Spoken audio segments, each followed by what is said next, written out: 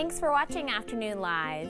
Air fryers have revolutionized the way many of us cook, but there are definite do's and don'ts when it comes to getting the most out of your machine. Here to share more, we welcome the author of the Air Fryer Recipe Cookbook, Cathy Yoder. Thanks so much for joining us. Hello. So are you an everyday air fryer user? I think you have a busy family at home, right? I do have a busy family, yes, and we are using it in some capacity or another pretty much every day. That's amazing. So you are really the expert here. Are there certain things out of the package that people should just know immediately when they're even getting started using an air fryer at home? Well, the biggest thing is don't be afraid of it. There is a little bit of a learning curve, but what I recommend is just starting really simple, like buy a bag of frozen fries, kind of figure out the interface, but then get rolling on it. Don't get stuck with French fries. Right, because I've seen some amazing recipes, and in your book too, you have so many different things, maybe even categories of food that people wouldn't think of immediately. Yo, yeah, like air fryer salmon is a favorite that a lot of people are shocked. We could even do steak, dare I say. Well, some people are a little bit, opinionated about steak, but it's good. It's possible. And then are there certain mistakes that you see people making a lot when they're jumping into this kind of cooking too? Yeah, I mean, the biggest thing is the air fryers will have preset buttons, right?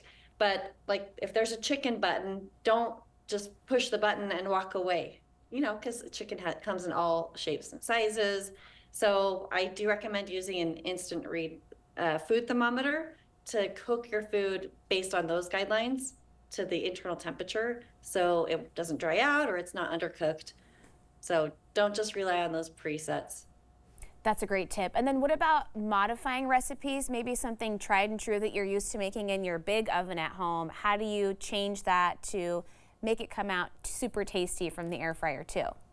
Oh, yeah. So basically, right, I think everyone knows now that an air fryer is just a small, compact convection oven. So because it's so small, food's going to cook a lot faster. So what I recommend is knocking down the temperature, usually by about 25 degrees. And then I cut the cook time in half and then I check on it at that point in time. Sometimes it's done. Other times you might need to add on a few extra minutes, just kind of depends on what you have. Again, that's where that instant read food thermometer comes in handy. But it's fun because it'll just speed up your whole time in the kitchen because it's so much faster. Yeah, that makes a lot of sense. And are there certain health benefits? Like I think a lot of things you see come out of the air fryer, maybe you would think about need to be deep fried, but you could maybe make them in a different way and still get some really great flavor. Yeah, I mean, you're not going to do your funnel cakes or the really wet batters in the air fryer, but also not healthy. But yeah, it's going to use just a mist of oil instead of gallons of oil, and you don't always even have to use oil in the air fryer. Okay, do you find people are even nervous sometimes to put any kind of oil in there because they just think air fryer, it's healthy, it doesn't need anything in it? Yeah, and a couple things you don't want to use like the commercial sprays that have like go read the ingredient label. If there's propellants and chemicals in there, you don't want it on the air fryer. Just it'll hurt the coating and then also not really good for you.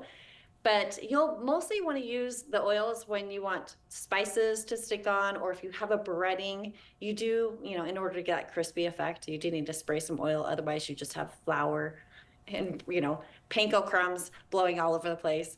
But it's great just as a heat conductor and it's charring the food. So a little bit of oil is Yeah. sometimes okay. Okay, what about cleaning and maintenance so you can keep it in good condition? Because nobody wants to have everything just totally break down. That's no fun. No, no, no, no. So here's just an example. Fortunately, it is clean right now, but if you just take a second, a lot of people feel like it's hard to clean. Let it cool down a little bit. I oftentimes will just get a paper towel, wipe it out. Then I love to use Dawn Power Wash. I just spray that on there, let it sit for about 10 minutes. Then I'll just wipe it down one more time, throw it under hot water. It washes out. It's nice and clean.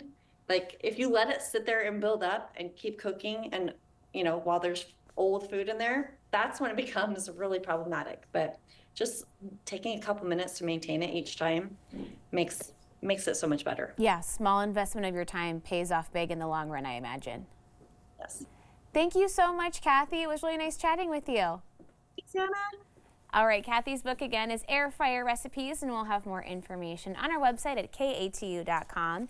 We'll be right back with more Afternoon Live right after this.